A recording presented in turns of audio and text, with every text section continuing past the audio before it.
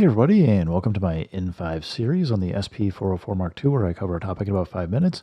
Japardik, I hope that's how you pronounce it, writes in and asks if you can use count in as a way to record into the SP404 mk2 from Ableton Live and get it to stay in sync, basically.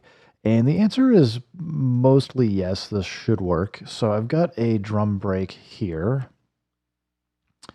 and I was just going to wait to play based on the bar it's on, but it's playing. So I'm going to stop everything. And a couple of things to note. One, we're at 114 BPM, so we'll want to know what that is on the SP404 mk2, especially if we're not syncing MIDI so that it's synced to an external clock source. But we can come in and hit record. I can use Control Knob 1 to dial in the BPM. Looking at this, I can see from Ableton Live that this is 2 measures. So we can just go over and say 2 measures.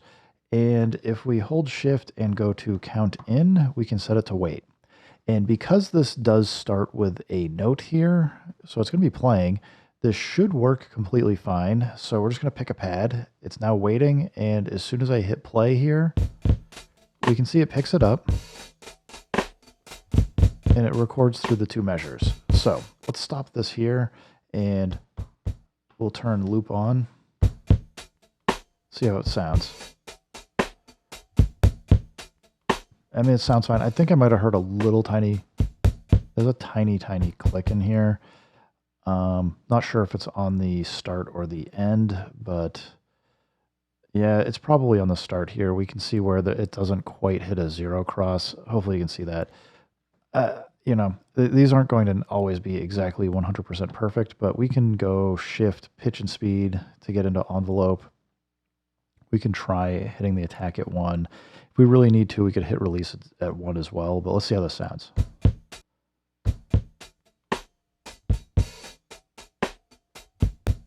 Still getting the click. So let's go release as 1. Let's get it to 1 as well.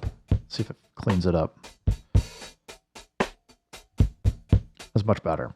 So yeah, we've subtly changed the start and end of this loop, but I would say by and large, it should work just fine.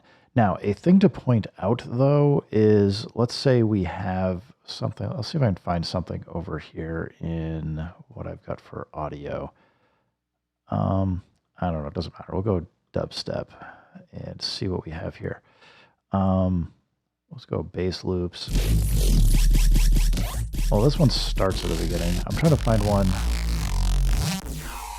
that maybe, yeah, see, this one's got a late start. So if I drag this one in here, the problem we're going to have is that if I do a count in, it's not going to start recording until this part of the measure, which means you're going to have to do either some math to fix the loop afterwards, or you're going to need to find a different way to record it, or maybe you're just totally fine. So, I mean, technically it will still work. We're going to go record and go into wait. If I stop this and then hit play, see, it doesn't start recording until we get into the 1.3 of the bar. So, and we don't record the whole thing because we just recorded 2 bars instead of the whole 8. So I should have set it to 8 bars, but we now have something here that we can work with. It's just not quite lined up right. So I would say, to answer your question directly, you're going to want to probably think about whether or not you want to use the count in. There are a few tricks we can do. If you do a resample, you could send a MIDI note, and for the count in wait, it's going to wait for the MIDI note to trigger it. So you could then go tell Ableton to do it. I'm not going to get into it in this video because I'm trying to keep this as a short video, but if you want me to dig into it, just drop a message in comments, anybody, and I can get more involved into that, how to do that.